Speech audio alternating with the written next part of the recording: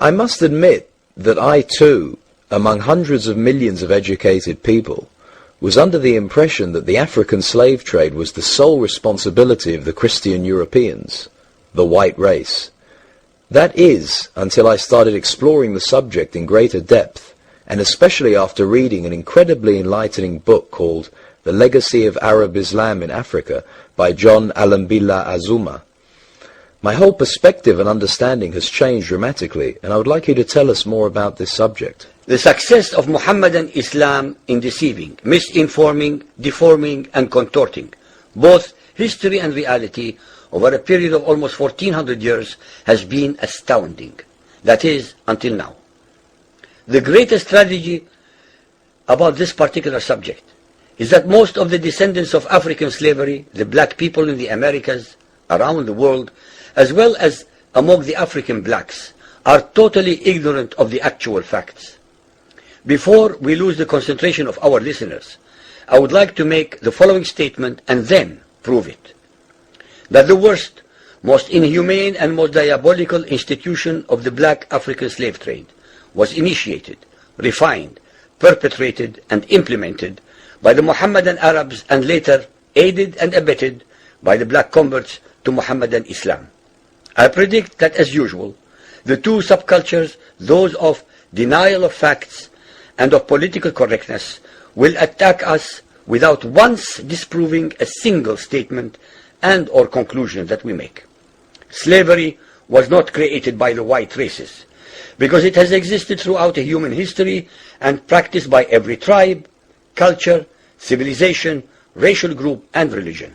In fact, the very word slavery has its root in the name Slav, based upon the Slavic peoples of Europe who were subjugated by other Europeans. It is not common knowledge that the Arabic word abd is synonymous with the meaning of slave. For example, Abdullah means literally the slave of Allah, and that in the language of the Arabs, all black peoples are called abid, plural, for slaves. While much has been written concerning the transatlantic slave trade, surprisingly little attention has been paid to the Islamic slave trade across the Sahara, the Red Sea, and the Indian Ocean.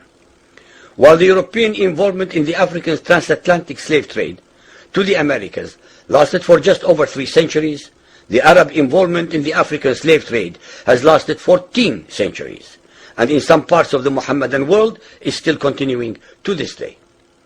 The birth of Mohammedan Islam and its conquests brought about the birth of institutionalized, systematized, and religiously sanctioned slave trade on a massive and global scale. In fact, the Quran allows the taking of slaves as booty or reward for wars of aggression against any and all unbelievers, most of the human population. This has led to an enormous number of so-called holy wars, jihad in Arabic. There was and is absolutely nothing holy about these wars, which are primarily to plunder, slaughter, rape, subjugate, and rob other human beings of their wealth, produce, freedom, and dignity. Mohammedan Muslim states and tribes attacked other non-Muslim groups to achieve these objectives. Although Islamic jurisprudence laid down regulations for the treatment of slaves, however, incredible and heinous abuses have occurred throughout the history of Mohammedan Islam. By the Middle Ages, the Arabic word abd was in general used to denote a black slave, while the word mamluk referred to a white slave. Ibn Khaldun, 1332 to 1406, the preeminent Islamic medieval historian and social thinker, wrote, "The Negro nations are, as a rule, submissive to slavery, because they have attributes that are quite similar to dumb animals." It should also be noted that black slaves were castrated based on the assumption that the blacks had an ungovernable sexual appetite. When the Fatimid Caliphate came to power in Egypt, they slaughtered all the tens of thousands of black military slaves and raised an entirely new slave army. Some of these slaves were conscripted into the army at age 10. From Persia to Egypt to Morocco, slave armies from 30,000 to up to 250,000 became commonplace. The Islamic slave trade took place across the Sahara Desert, from the coast of the Red Sea, and from East Africa across the Indian Ocean. The Trans-Sahara trade was conducted along 6 major slave routes. Just in the 19th century, for which we have more accurate records, 1.2 million slaves were brought across the Sahara into the Middle East, as well as a further 450,000 down the Red Sea and 442,000 from the East African coastal ports.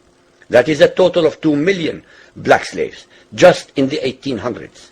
At least 8 million more were calculated to have died before reaching the Muslim slave markets. A comparison of the Islamic slave trade to the American slave trade reveals some extremely interesting contrasts. While 2 out of every 3 slaves shipped across the Atlantic were men, the proportions were reversed in the Islamic slave trade. 2 women for every man were enslaved by the Muslims. While the mortality rate of slaves being transported across the Atlantic was as high as 10%, the percentage of slaves dying in transit in the Trans-Sahara and East African slave market was a staggering 80 to 90%. While almost all the slaves shipped across the Atlantic were for agricultural work, most of the slaves destined for the Muslim Middle East were for sexual exploitation as concubines, in harems, and for military service. While many children were born to the slaves in the Americas, the millions of their descendants are citizens in Brazil and the United States today. Very few descendants of the slaves that ended up in the Middle East survived.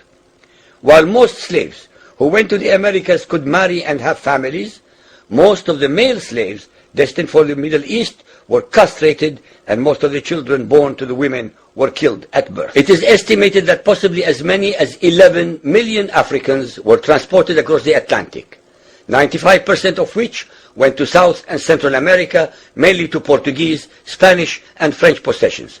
Only 5% of the slaves ended up in what we call the United States today.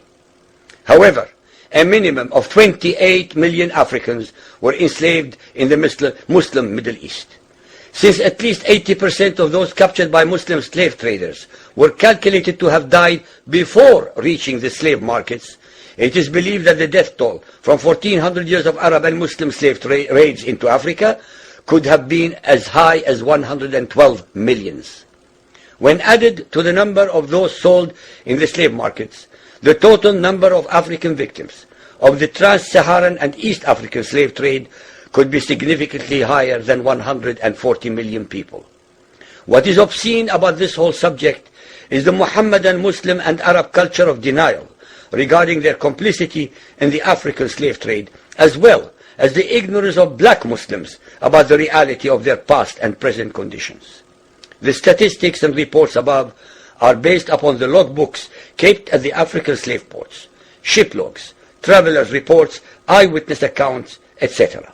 Ladies and gentlemen, the facts and reality of Muhammadan Islam's complicity in the slave trade and their inhuman depravity are infinitely more devastating, more staggering, and more incomprehensible than all the nightmare fictions in the world.